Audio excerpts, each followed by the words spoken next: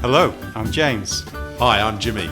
Welcome to A Job Done Well. A podcast about the world of work and how to improve the daily grind. Hi everyone.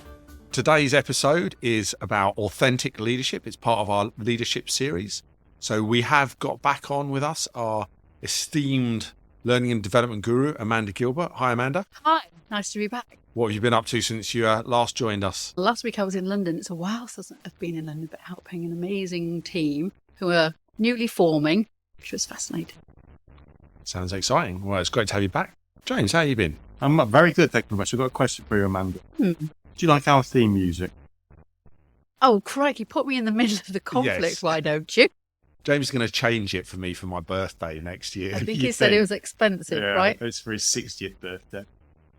So what can I tell you? Yeah, I do. I'm going to have a pop out. Traitors. So you've both been telling me how good Traitors is. Genius. Absolute genius TV. Loved it. I started to watch it with my daughter. I must have managed about half an hour. What a load of old dribble. What Amanda just said is when they're doing the bit at the end where they're all chatting and deciding who they're going to throw out, it's like a validation session. Who in their right mind want to pay good money to watch a validation session? I've been through far too many of those in my life. Just dreadful. Clearly, it resonated with you then. Yeah, anyway. Got Well, my chest. but traitors, in fairness, is a good subject to mention before we talk about authenticity and authentic leadership, because the whole premise of the program is to lie and manipulate. Masterclass in not being your authentic self. So, what are we talking about? Authentic leadership. Don't you want to know how my week's been? No. How's your week been? Let's move on. So we're doing authentic leadership this week. Leadership is such a key point to underpin performance and enjoyment of work, which is what this podcast is all about. And, you know, it was by popular demand, I think, there was a number of bits of feedback around authentic leadership as being a subject for us to cover. Yeah, we got two bits of feedback. First bit was you can learn as much from poor leaders as good leaders. I think on that, James, what I've found is that it can be quite cathartic to see to work for a poor leader and actually feel that you're learning, because at least you're getting something positive out of the experience, aren't you? Yeah, This is how not to do it. absolutely. And when you have a good leader, then actually it's a bit like water off a duck's back. You don't notice it so much. And then the other bit of feedback we got was that it was the best episode ever. Amanda was fantastic. And I would tell you that I'm a bit worried about my job on this podcast. But between you and me, Amanda, the pay ain't that great. So I think I'm fairly safe. We can split nothing between us. Yes, absolutely. So, go on then, Amanda. What have you got for us about leadership? Well, actually, I was having a look at the CIPD, so the Institute of Personnel and Development website, and there's some research there that goes to prove that old trope that people leave managers, not their jobs. Right, yeah. When asked why workers left their last organisation, 1 in 5 people gave being unhappy with leadership or senior management as a reason, rising, in fact, to 30% for those who'd changed their jobs in the last 12 months. Yeah, I'm a little surprised it's only that low, to be honest with you. But I suppose we are talking about people who've actually left their job. So really, that's the tip of the iceberg. There'll be a large percentage of the remaining people that are probably unhappy with their leader and not performing as well. Yeah, be interesting to know how many people would cite their leader as part of their engagement score. We're going to talk about authentic leadership. There's lots been written on the subject. So today we're going to explore what do we mean by authentic leadership, and importantly, how can you incorporate it into your management toolkit? So I started out as normal and I got my dictionary out and I had to look to see what a definition of authentic was. So what does the dictionary tell us? So authentic means of undisputed origin and not a copy, genuine. Made or done in the traditional or original way, or in a way that faithfully resembles an original, and based on facts, accurate or reliable. But what's that got to do with the leadership then, Amanda? What's your take on that? The things that the research showed and the model points to are a number of facets, which we've distilled into these things. One is self-awareness. Yeah. So authentic leaders are self-aware. Transparency. Objectivity. This was really interesting because it was about soliciting challenge, and something we talked about in the last leadership session was that being accurate about yourself and perspective. And then interestingly, this values-led direction and approach, which I thought was fascinating. That align with what you both think about when you think about authentic leadership? Yeah, I think those examples of what an authentic leader might be showing do resonate. If you are going to be transparent about your whole self and you're going to invite challenge in and you're going to show people what your values are, you are going to have to be reasonably confident in being vulnerable around people because you're bringing more of yourself to a particular situation, aren't you? It's really obvious when somebody's being authentic, but likewise, it's also really obvious when somebody's being inauthentic. And the number of times I've sat in discussions with people and they just sit there and they nod and they look wise and they toe the company line, when you think, well, you don't believe that at all. That's totally against what you say, what you would normally say. And that just reduces people's power, I think. You do expect to see an alignment between what people think and what they say and what they do. That, whether you agree with it or not, at least that is being authentic, isn't it? Yeah. And I think it comes back to what we've said in the past about organizational purpose. If people are authentic, they seem to have some sort of external purpose, something that they value, something that they want to go for. Whereas if they are just interested in making money or protecting their position, then it just shows it's demotivational. So the one example that occurs to me is the whole Lucy Letby thing. Apparently, after the first 3 deaths that Lucy Letby was involved with, the consultant said, well, this nurse has been on the ward on all 3 occasions. But the managers just effectively hushed it up and moved away from it. They obviously didn't want that news getting out because clearly that would have been very bad for the hospital. But that for me is deeply inauthentic. They're not thinking about what they are there to do. They're just there protecting their position. So alignment between purpose of what you're doing and how you behave as well. Absolutely, the values, yeah.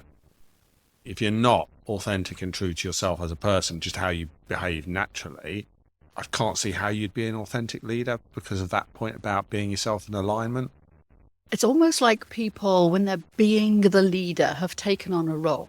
So suddenly it becomes a performance, an act. Yes. Yeah. And so as a leader, I should say this, or I work in HR and so I must present in this way. But people see through that. And so to your point about vulnerability, I would think it also requires bravery. Perhaps that's a different facet of a different side of the same coin. But to truly know self-awareness, who you are, means knowing your strengths. It also knows what your limitations are. And then as a leader, doing the thing that I think is sometimes counterintuitive for leaders, which is to say, I don't know. Yeah. But the authentic leader goes down the route of, here's my point of view. I might be wrong. What do you think? And then being prepared to hear, which is in this objectivity part, something that's different to your own opinion, and then skilled enough to take it on board, maybe change your point of view. Some people think leadership is an act. I get out on stage, but there still has to be some alignment between the purpose of what you're trying to do, your organisation, the values you have personally, and how you act.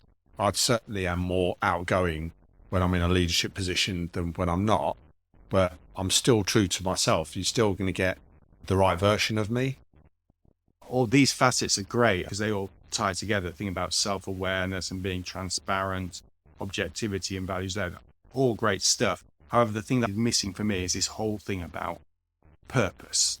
So what is it that you as a leader are there for? What are you trying to achieve? And do people pony up to that? Will they get with you? Because if you're leading people, you want to lead them somewhere. Yeah. One of my favorite examples of this is a chap called Paul Polman. He was the CEO of Unilever, so it was a fairly big corporate beast. After he retired, he went on and got involved in the Business Forum for Sustainable Development, which is all about global warming and how we avoid these things. And there is a video clip which I will put on the website. But you listen to this guy talk, and you want to get behind him because he is so compelling, and you believe what he says. And because you believe what he says, then it becomes important, which for me is the whole thing about authenticity. So why do you need authentic leaders? because you want them to take you somewhere. There's no good being authentic unless you get results. And that for me is the key thing. Yeah, I think the clip that you mentioned really shows, like you said, that deep belief in what he's talking about. There are the facets that you talked about, Amanda, are absolutely spot on, but you could throw a whole load of other things in there as well, can't you? Oh, there's tons written about this, which is really interesting. But these seem to be consistent themes that came up over and over. But what's really interesting for me is you can tell. You can tell when someone's being inauthentic. You just sit there and you think you are talking absolute bobbins. And when you were sitting in front of a manager who's saying, we must go left, when you know he wants to go right, it does nothing for motivation. It does nothing for morale, and things just collapse around you. And that, for me, is why it's so important. And maybe it goes back to your point about it being out. Yeah, I read this on the Centre for Creative Leadership, which is being a phony is hard work. So actually, when you're going against what you truly believe in, trying to pass yourself off as something else, actually, your energy gets depleted. People see through it quite quickly, and then your fellowship quickly No, I thought you said full of disappears. shit. You certainly are, James. I almost You nearly certainly did. are. I don't know if you're the same as me, but when I was young, as a kid, you used to tell lies. And then you realise, actually, lying is hard work. It's complicated because you can't remember what you said to who. So I found that as a person was better and easier just to be truthful because it's easier. There's some of the ideas behind authentic leadership, but why is it important? I think authentic leaders in general get more out of their teams. They get a better performance. They unlock discretionary effort. People want to follow them. They want to work for them. Do you know what? I think I've got an example that brings that to life. Years and years ago, I was working in an organisation which was about to close down its local branch network. So you can imagine the scene. The guy that had been the boss for years of this team of people, incentivising, encouraging them, bringing along their performance, was then tasked with making one of those dreadful announcements where you call everyone together. Yeah. They've got a message. We're all sitting there in the room, ready for him to start. He has script in hand. And as he begins to speak, he just pauses for a moment, puts down the script and says... This script being written by HR and legal, presumably. Yeah, exactly that. Look, everyone, I'm really sorry to tell you that we are closing down the branch network. With all the emotion and feeling in his voice about what that meant to him, but actually what it meant, recognition of what it meant to the people in the room, which was fascinating. Because in that moment, instead of kind of uproar and outrage and everyone sitting back, what everyone did was leaned in. And what were the consequences of that? Well, do you know, the consequences were incredible. One, you had a team of people that continued to work really hard over the 6 months that they had, waiting for the branch to close down. But standout moment for us was one of our brokers, whose businesses were still going on, of course, wanted this really huge group pensions quote. And the very team that were about to be made redundant were the people required to stay at night, late at night, which they did willingly, to bring these quotes together, package them, and then drive them across to where the broker was at about 10 o'clock at night. Not the kind of behaviour that you expect typically from people. Yeah, but they weren't doing it for the company, were they? They were doing it for this bloke. That's exactly right. Because he was being transparent and acting in line with his values. In that example, he unlocked the discretionary effort and got the job done there. James, have you got any examples? Yeah, so it's maybe not quite as dramatic. However, I like a bit of drama. Yeah, I used to work for a company that made sweets, and the boss there was a development guy, but it was just important to him that we made the best sweets. There was no messing about. Was it as good as it could be? If it wasn't as good as it could be, it's going in the skip and we'll try something else. And he would go through walls just over this point of principle. And because he was so clear, it just became important to everybody else. These sweets had to be the best sweets. And I know it sounds stupid, but when you're working in that environment, you take real pride in that. And people pull all-nighters, run factory trials, whatever it was, just because you were making the best sweets and you were doing it for Lex. So really important, I think. So similarly, his values around being the best and making the best sweets, and He was very transparent about that. Absolutely. And that drove the performance. Exactly where you stood. Yeah. I've got an example just to counter you like brimming with positivity there. Enthusiasm. Sometimes equally, if you look at the flip side of things, you can learn. So I worked for an inauthentic leader at one point. There were lots of reasons why they were inauthentic, but one good example was that I got feedback from them.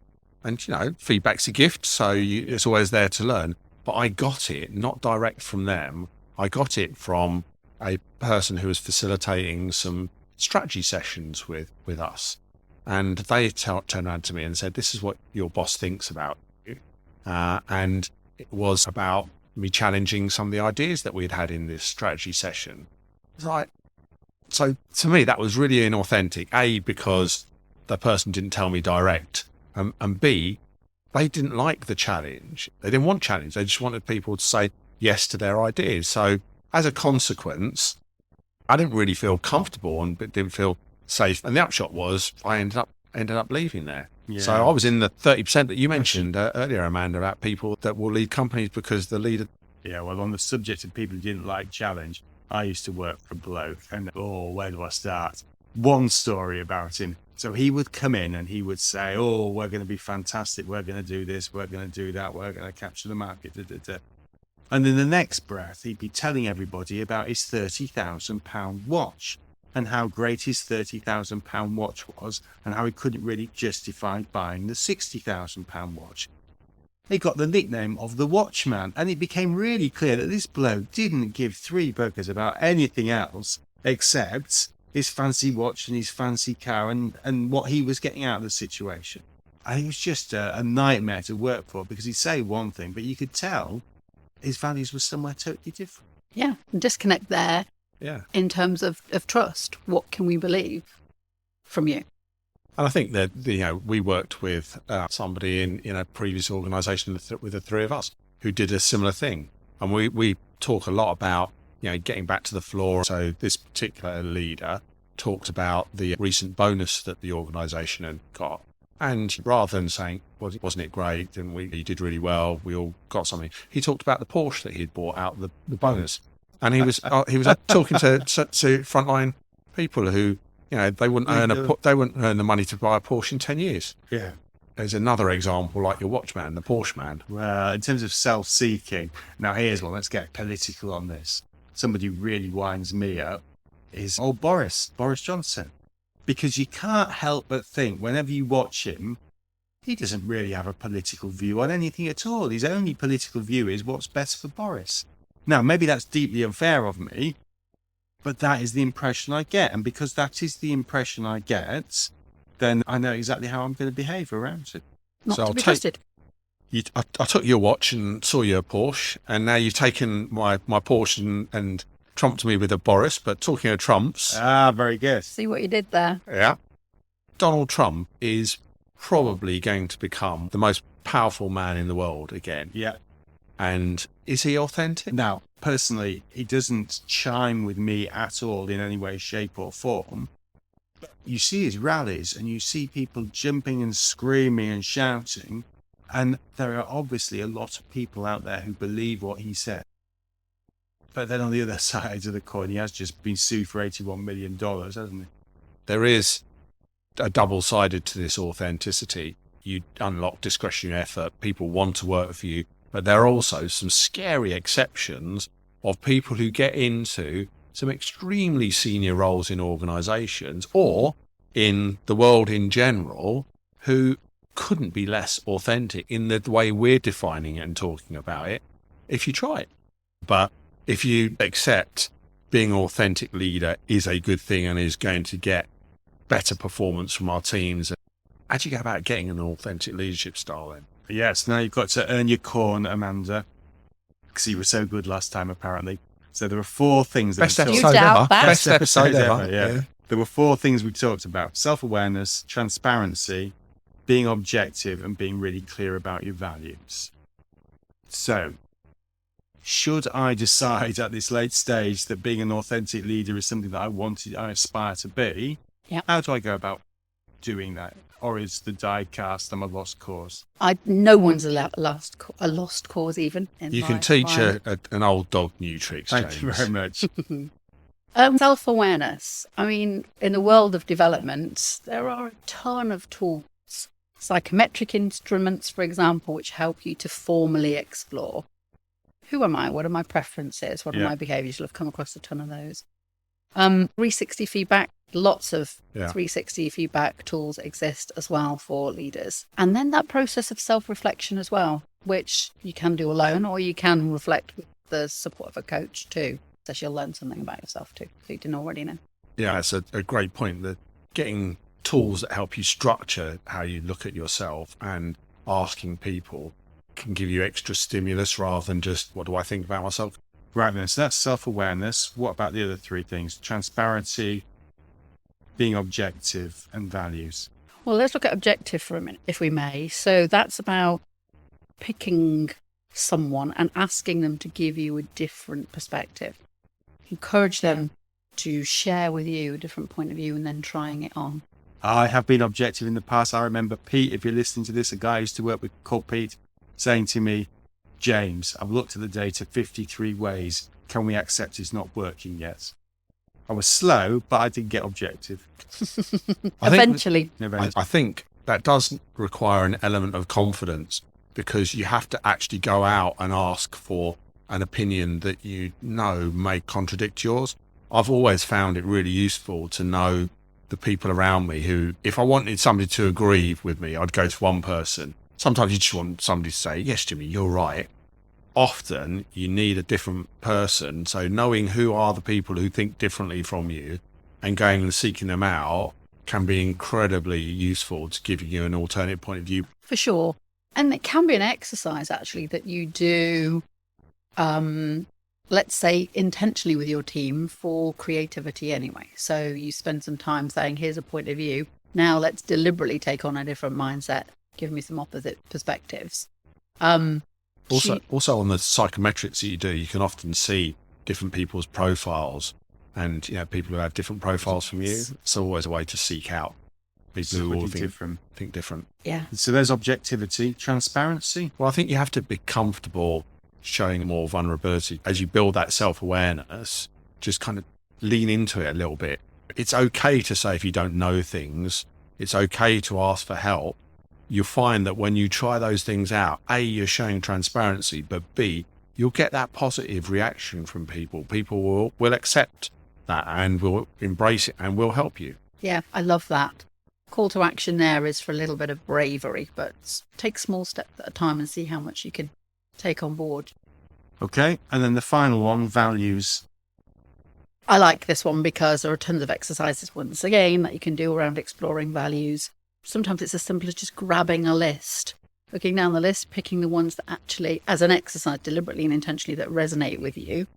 And then if you pick top 10, go again. Now reduce it to 5. So really what you draw out is what matters to you the most. And then potentially ask other people to tell you when they see those values in you, or what shines out when you're interacting with them, what stands out, what values they would associate with you.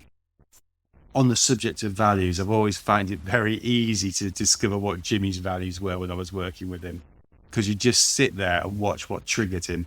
It's a good point, James. I think just thinking back over the last couple of weeks, where were the things that got you a really strong response, either positively, like got you excited, or really pissed you off?